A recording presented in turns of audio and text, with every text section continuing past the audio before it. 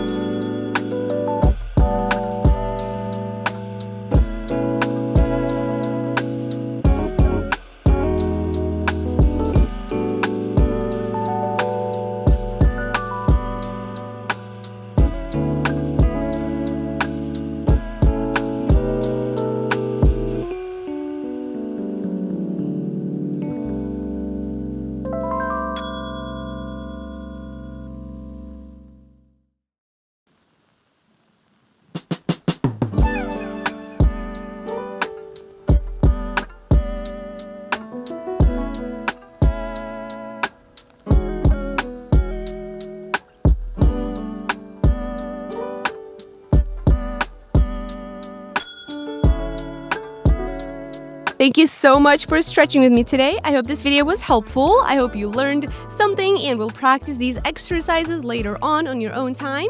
Don't forget to give this video a like, subscribe to my channel, and also follow me on Instagram for more, and I will see you in the next one. Also, if you're looking for more guidance and structure, go ahead and click the link down below and download my free PDF stretching guide for you.